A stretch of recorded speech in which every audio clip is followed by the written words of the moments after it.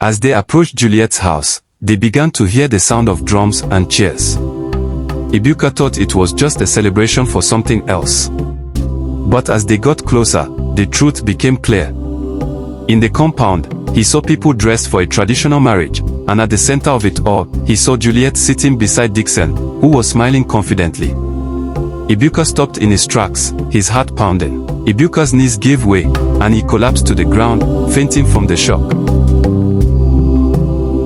A long time ago, in the busy town of Onitsha, there lived a man named Dixon. Dixon was a very rich and successful businessman. He owned many shops in the famous Onitsha market. But despite all his money, there was something missing in Dixon's life. He wanted a wife, someone he could share his happiness with. One day, while walking through the market, he saw a young woman named Juliet. Juliet was very beautiful, with a warm smile that made her stand out wherever she went. She sold fresh fruits at her family's shop, and her cheerful laugh could brighten anyone's day. Dixon liked Juliet the moment he saw her. He thought to himself, "This is the woman I want to marry." So, he asked around and found out where she lived. He decided to visit her family and talk to her parents about marriage. But there was a problem. Juliet was already in love with someone else. His name was Ebuka. Ebuka was not as rich as Dixon, but he was hardworking and kind. He worked as a carpenter and made beautiful furniture. Juliet loved Ebuka very much, and they had already promised to marry each other. One evening, as the sun was setting, Dixon arrived at Juliet's family house. He brought gifts, bags of rice, yam, and even some money to impress her parents. Juliet's parents were surprised and happy to see such a wealthy man showing interest in their daughter. But Juliet, sitting quietly in the corner, didn't smile. She didn't know how to tell Dixon that her heart already belonged to Ebuka. Dixon looked at Juliet and said kindly, "Juliet, I want to take care of you. I have everything a woman could want. Please be my wife." Juliet didn't know what to say. She looked at her parents, who seemed excited about the idea, but her heart was thinking about Ebuka. She knew she loved him and wanted to be with him, but she also didn't want to upset her parents or Dixon. As the night went on, Juliet sat in her room, thinking about what to do. She knew the days ahead would not be easy. The next morning, Juliet's mother called her into the kitchen. "Juliet, my daughter," she began, her voice soft but firm, "you know how much I want the best for you. Dixon is a good man. He has money, and he can give you a good life. What more could you ask for?" Juliet frowned and shook her head. "Mama, I don't love him. I love Ebuka. He may not be rich, but he is kind, and he makes me happy. Isn't that what matters?" Her mother's face hardened. "Happiness doesn't put food on the table, Juliet. Look at us. Do you want to continue struggling like this? Dixon can change our lives. You must think of the family, not just yourself." Juliet's younger brother, Chidi, who had been listening from the doorway, jumped in. "Mama is right, Juliet. Do you know how many people wish for a chance like this? If you marry Dixon, maybe he will even sponsor me to go to university. Don't be selfish." Juliet's heart sank. She couldn't believe her own family was pressuring her like this. She turned to her father, who had been quietly sitting in the living room. "Papa, what do you think?" she asked, her voice trembling. Her father sighed deeply and looked at her with kind eyes. "Juliet, I won't lie. I don't trust that man, Dixon. Nobody becomes that rich so quickly without questions. I have asked around, and no one seems to know much about his business. Until I am sure of his true source of income, I cannot support this marriage." Juliet felt a wave of relief, but her mother quickly interrupted. "Nonsense. You're just jealous of his success. Juliet, you must listen to me. You are marrying Dixon, and that is final." That evening, Juliet confided in her best friend, Stella. Stella was the one person who truly understood her. They sat outside under the moonlight, the cool breeze brushing their faces. "Stella, I feel so trapped," Juliet said. Mama and Chidi are forcing me to marry Dixon. Only Papa is on my side, but even he can't stop them. Stella put her arm around Juliet. Listen, Juliet. Don't let anyone force you into a life you don't want. You love Ebuka, and he loves you. That's what matters. If you marry Dixon, you'll never be happy. But what can I do? Juliet whispered. Mama is so determined. She even wants to set a date for the marriage. Stella thought for a moment and then said, you need to stand your ground, Juliet. And you need to tell Ebuka everything. He loves you, and I'm sure he will fight for you. Juliet nodded slowly. She knew Stella was right, but she also knew that the battle ahead would not be an easy one. A few days later, Ebuka decided to visit Juliet's house. He had heard from Juliet about Dixon's proposal and the pressure her mother was putting on her. He loved Juliet deeply and wanted to show her family that he was serious about marrying her, even though he didn't have the kind of wealth Dixon had. That evening, Ebuka dressed in his best shirt and trousers, a humble gift, and walked to Juliet's house. When he arrived, he greeted Juliet's younger brother, Chidi, who barely responded and gave him a cold look. Juliet's mother saw Ebuka and frowned. What are you doing here? She asked sharply. Ebuka bowed politely. Good evening, Ma.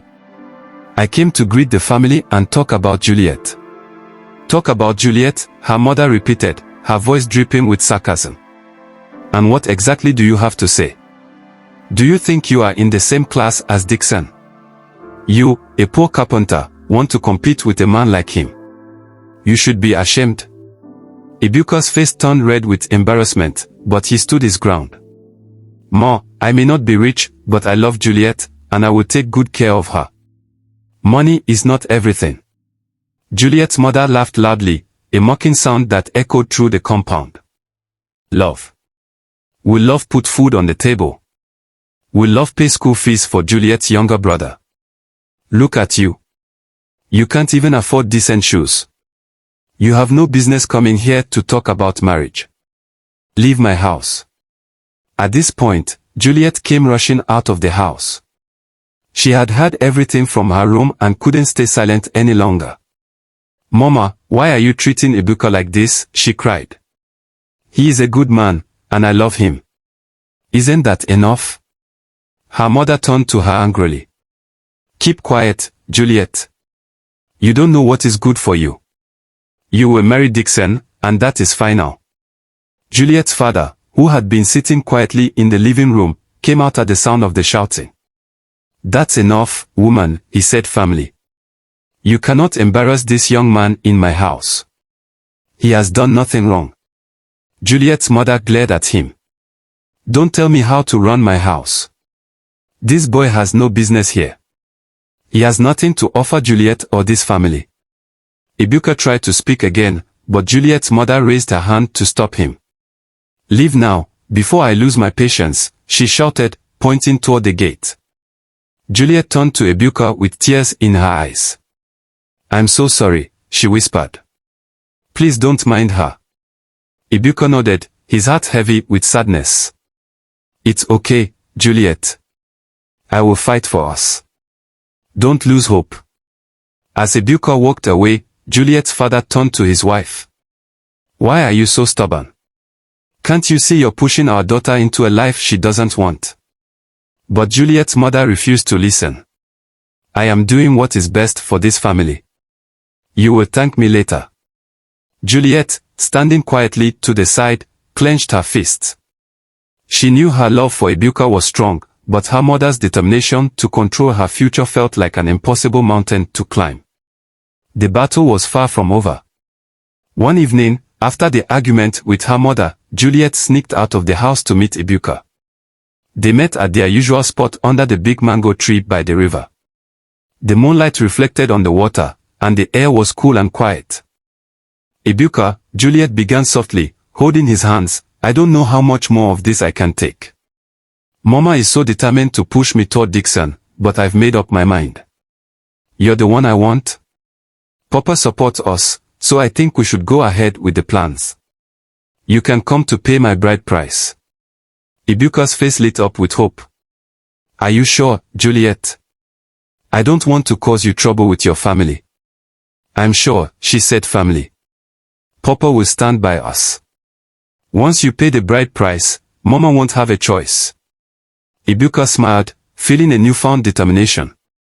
I'll speak to my uncles tomorrow and prepare for the visit. No matter what, I won't give up on you. Juliet hugged him tightly, but deep down, she felt a shadow of doubt. She loved Ibuka, but her mother's constant pressure was wearing her down. In the following weeks, Dixon began visiting Juliet's family more often.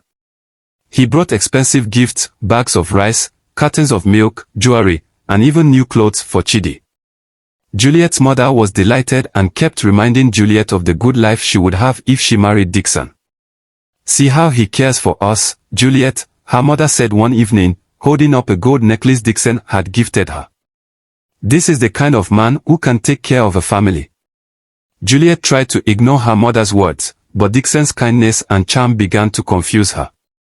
He was polite, generous, and always spoke to her with respect. He didn't pressure her directly but would often say, I just want to make you happy, Juliet. One day, Dixon surprised the family with an envelope filled with money for Juliet's mother. This is to help with anything the family needs, he said with a warm smile. Her mother was overjoyed. Juliet, do you see how thoughtful he is? A man like this is rare. Juliet's heart started to waver. She loved Ibuka deeply, but she couldn't deny that Dixon was making an effort to win her over. The gifts, the attention, and her mother's constant persuasion began to create doubts in her mind. One afternoon, Stella noticed that Juliet seemed distant. What's wrong, Juliet? She asked. You've been quiet lately. Juliet sighed. Stella, I don't know what to do. Ibuka is planning to pay my bride price, but Mama and Dixon are making things so difficult. Dixon isn't a bad man, and he's doing so much for my family. I feel like I'm being pulled in two directions. Stella grabbed her hands and said firmly, Juliet, don't let money blind you. Remember how much Ibuka loves you. Dixon may be kind, but do you love him? Juliet hesitated, unable to answer. Her heart felt heavy with confusion. The once clear path she had chosen with Ibuka now seemed clouded by doubts and uncertainty. The day finally arrived. Juliet's house was decorated with colorful fabrics, and women danced and sang in the compound. It was a traditional marriage ceremony with Dixon. Juliet sat in her room, dressed in a beautiful red wrapper, her hair adorned with coral beads. She looked like a bride, but her heart was heavy. Deep down, she felt like a part of her was missing. Her mother, on the other hand, was overjoyed. Today is a good day, she kept saying to anyone who would listen. My daughter has made the right choice. Look at all the blessings Dixon has brought to this family. Meanwhile, Ibuka had no idea what was happening. He was filled with hope and excitement as he prepared to visit Juliet's family with his uncles. They carried gifts, a keg of palm wine, cola nuts, and some money, everything needed for the bride price payment. Ibuka wore a clean white shirt and a bright red cap, feeling proud and ready to claim the woman he loved. As they approached Juliet's house, they began to hear the sound of drums and cheers. Ibuka thought it was just a celebration for something else. But as they got closer, the truth became clear. In the compound, he saw people dressed for a traditional marriage, and at the center of it all, he saw Juliet sitting beside Dixon, who was smiling confidently. Ibuka stopped in his tracks, his heart pounding. What is this? He muttered, his voice barely above a whisper. Before he could move further, Juliet's mother rushed toward him. She blocked his path and said sharply, Ibuka, you shouldn't be here. Today is Juliet's traditional wedding with Dixon. Leave before you embarrass yourself. Her words hit him like a thunderbolt. What are you saying, Mama? Ibuka asked, his voice shaking. Juliet and I agreed, she promised me. Promises change, Juliet's mother said coldly. She has made her decision. You are no longer needed here. Ibuka's vision blurred as the weight of her words sank in. He looked past her and saw Juliet, who avoided his gaze. Tears filled his eyes. "Juliet," he called out, his voice breaking. "Is this true? Is this what you want?" Juliet didn't answer. She couldn't. Ibuka's knees gave way, and he collapsed to the ground, fainting from the shock. The crowd gasped as his uncles rushed to his side. They lifted him. One of his uncles looked at Juliet's mother with anger. "This is not how things are done. You could have told us instead of leading this young man on. What you've done is wicked." Juliet's mother, unbothered, waved them off. "Take him away. This is a day of celebration, not a day for drama." Ibuka's uncles, disappointed and heartbroken, carried him out of the compound. The man who had come full of hope now carried nothing but heartbreak. Dixon and Juliet's marriage quickly became the talk of Onitsha. They seemed to have everything: wealth, respect, and a beautiful home. Juliet had settled into her new life, and though her heart still carried the memory of Ibuka, she convinced herself that she had made the best decision for her family. One of the first things Juliet did as Dixon's wife was to bring her younger brother, Chidi, into their home. Dixon, eager to please his new wife, welcomed Chidi with open arms. Chidi, excited by the opportunity to live in comfort, quickly made himself at home. A few months later, Juliet began to influence decisions in Dixon's business. She told him, "Dixon, Chidi is a smart boy. Instead of working for strangers, why don't we give him a good position in your company? He can manage one of your shops. That way, he can grow under your guidance." Dixon, who trusted Juliet's judgment, agreed. He called a meeting with his staff and announced, "From today, Chidi will be the new manager of our main shop in the market." The announcement shocked the former manager, Mr. Peter, who had worked for Dixon for years. Peter was an experienced man, loyal to Dixon, and had helped grow the business from the beginning. He couldn't believe he was being replaced by a young, inexperienced boy. Meanwhile, Chidi enjoyed his new role. With Dixon's wealth and influence behind him, he felt powerful. Dixon packed his suitcase early in the morning, ready for a business trip to Abuja. Before he left, he gathered his wife, Juliet, and the staff at the shop to give them strict instructions. "I will be gone for a week," he said. "The business is stable, so no one is to travel or make any major decisions until I return. Wait for me, and if there's any issue, call me immediately." Juliet and Chidi nodded. "Don't worry, my husband," Juliet assured him. "We will handle everything carefully." Satisfied, Dixon left for his trip, leaving Juliet and Chidi in charge of the shop.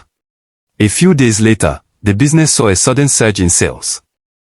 Customers were rushing in, and the goods were selling out quickly. Juliet was pleased but also worried that the shelves were becoming empty. "We can't keep telling customers that we're out of stock," she said to Chidi. "We need to restock before we lose our customers." But Dixon said no one should travel until he comes back, Chidi reminded her. Juliet waved off his concern. "This is an emergency. Besides, it's only a trip to Lagos to buy more goods. It's not a big deal. Dixon will understand when he sees how well the business is doing." Reluctantly, Chidi agreed. Early the next morning, he boarded a commercial bus heading to Lagos with a large bag of money meant for the goods. He was nervous but excited to handle such a responsibility. As the bus approached the outskirts of Lagos, the passengers heard loud shouts and saw a group of armed robbers blocking the road. The driver slammed on the brakes, and everyone screamed as the robbers surrounded the vehicle, guns in hand. "Everybody out," one of the robbers barked. "Lie flat on the ground, and don't look up." Terrified, the passengers obeyed, lying face down on the dirt road. Chidi clutched his bag tightly, but one of the robbers noticed and yanked it away from him. "What's this?" the robber sneered, opening the bag to reveal bundles of cash. "Jackpot," he shouted to his gang. Chidi was trembling, his heart racing. He tried to keep his face down, but his fear got the better of him. He lifted his head slightly to see what was happening. That small movement caught the attention of the gang leader. "Who told you to look up?" the leader shouted, pointing his gun at Chidi. But then he froze, staring at Chidi's face. Chidi gasped in shock. He recognized the man. It was Dixon. Chidi's mouth opened in disbelief. "Brother Dixon," he whispered, his voice shaking. Dixon's face hardened, but there was a flicker of emotion in his eyes. "I told you people not to travel," he barked, his voice trembling with anger and pain. "Why didn't you listen?" Chidi was too stunned to reply. He fell to his knees, tears streaming down his face. "Please, don't shoot me," he begged. "I didn't know." The other robbers were confused, looking between their leader and the young man on the ground. One of them asked, "Boss, you know this boy?" Dixon didn't answer. His hands, still holding the gun, began to shake. Chidi couldn't stop trembling as he knelt before Dixon, tears streaming down his face. The other robbers were growing impatient, watching their leader hesitate. He glanced at Chidi, then at the other men, knowing that if he showed weakness, it could unravel everything he had built. His double life would be exposed, and his position as both a businessman and gang leader would crumble. Dixon hesitated for a brief moment, his emotions threatening to overwhelm him. But then he pulled the trigger. The sound of the gunshot echoed in the air as Chidi collapsed to the ground, clutching his chest. The robbers quickly grabbed their loot and fled, leaving Chidi lying in the dirt. Hours later, a passing vehicle stopped when the driver noticed a group of terrified passengers who had been left stranded. They pointed to Chidi, who was barely clinging to life. The driver and some good Samaritans rushed him to the nearest hospital. Chidi was in critical condition, bleeding heavily but still alive. The doctors worked tirelessly to stabilize him, but his injuries were severe. At home, Juliet and her father were growing worried. Chidi was supposed to have returned hours ago, but there was no sign of him. What could have happened? Juliet said, pacing the room anxiously. Her father, who had always been wary of Dixon, felt a deep sense of unease. "I told you not to let him go," he muttered. Just then, Juliet's phone rang. It was the hospital. A kind nurse informed her that Chidi had been brought in after being attacked on the road. Juliet and her father rushed to the hospital, their hearts pounding with fear. When they arrived, they found Chidi on a hospital bed, pale and weak, with tubes and machines keeping him alive. Chidi struggled to speak, his voice barely audible. It was Brother Dixon," he said weakly. He shot me." "I saw him," Chidi continued, his voice growing fainter. He's not who you think he is." Before he could say more, Chidi's eyes closed, and the machines let out a sharp, continuous beep. The nurses rushed in, but it was too late. Chidi was gone. Juliet collapsed into tears, her father holding her tightly. But amidst the grief, a storm of questions began to brew. Juliet, devastated and confused, didn't know what to believe. But deep inside, she felt a cold, growing fear. The man she had married might not be the man she thought he was. A few days later, Dixon returned to Onitsha, walking into his home with his usual confident demeanor. He brought gifts for Juliet and her family, pretending everything was normal. That evening, as Dixon settled into the house, laughing and talking as though nothing had happened, there was a loud knock at the door. Who could that be?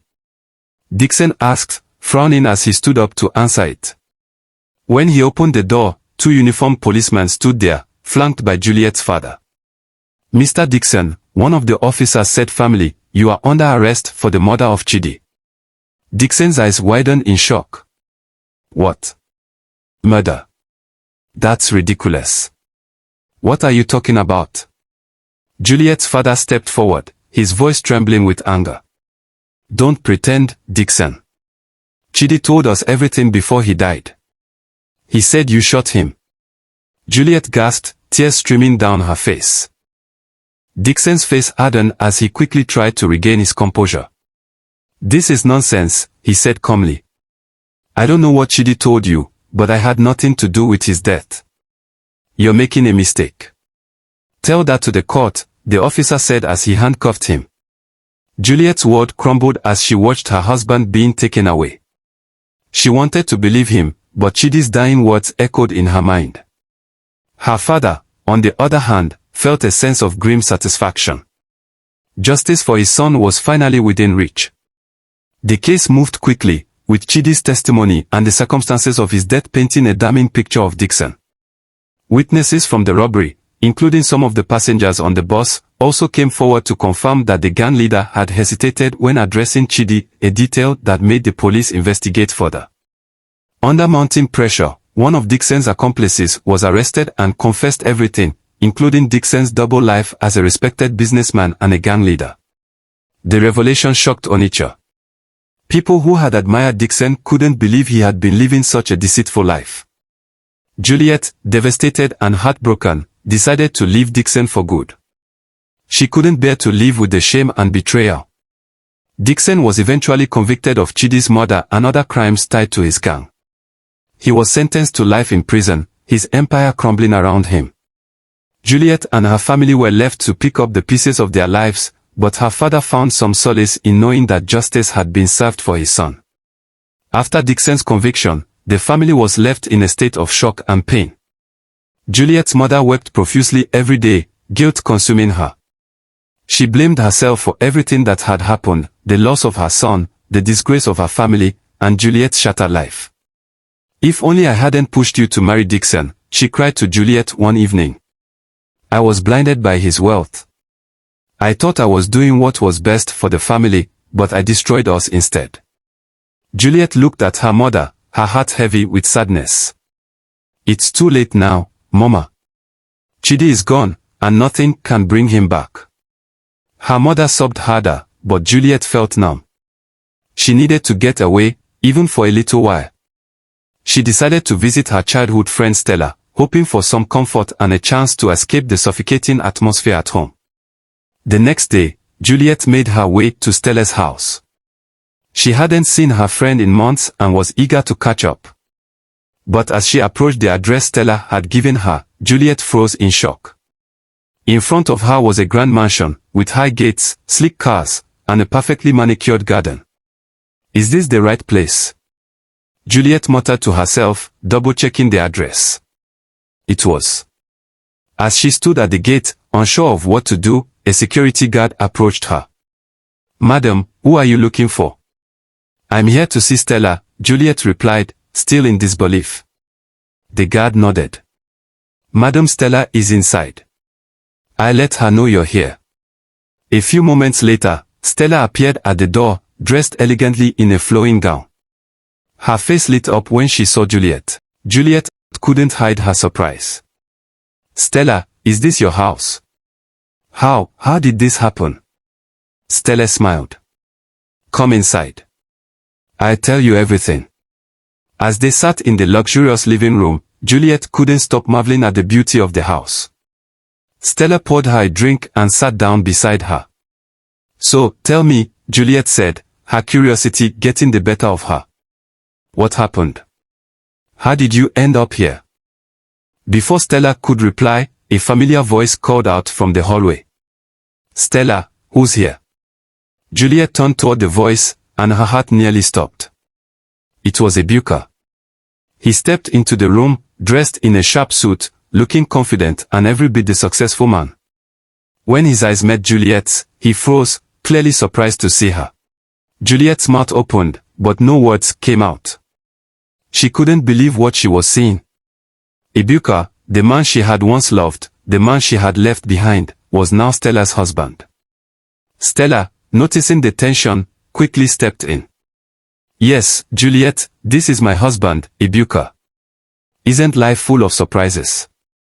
Juliet forced a smile, though her heart ached. "It really is." Ebuka, too, seemed conflicted, but he quickly composed himself. "It's good to see you, Juliet. I hope you've been well." Juliet nodded, though she could feel tears threatening to spill. Life had truly turned around for Ebuka. The man she had been pressured to leave behind was now wealthy and happy, living the life she had once dreamed of sharing with him. As Stella chatted cheerfully, Juliet couldn't help but reflect on the choices she had made and the price she had paid. She smiled politely, but inside, her heart was breaking all over again. Juliet left Stella's mansion feeling like her world had crumbled all over again. Seeing Ebuka happy, wealthy, and married to her best friend was a bitter pill to swallow. Her thoughts raced as she walked home, memories of her past decisions flooding her mind. She couldn't shake the feeling that her life could have been different if she had stood firm against her mother's pressure. When Juliet got home, she found her mother sitting on the veranda, her face etched with sorrow. The grief of Chidi's death and the disgrace brought upon the family had taken a toll on her. As Juliet stepped inside, her mother looked up at her with worried eyes. "Juliet, you're back," her mother said. "How was your visit to Stella?" Juliet dropped her bag and faced her mother, her emotions boiling over. "Mama, it was painful. Do you know what I found out? Stella is married to Ebuka, and they are living the life I was supposed to have." Her mother's eyes widened in shock. "What? Stella is married to Ebuka?" "Yes, Mama," Juliet exclaimed, tears streaming down her face. "While I was forced to marry Dixon, who turned out to be a criminal and ruined my life, Stella supported Ebuka, and now they are happy and successful. You pushed me into a life of misery because of greed." Her mother broke down, sobbing uncontrollably. "Juliet, I'm so sorry. I didn't know things would turn out this way.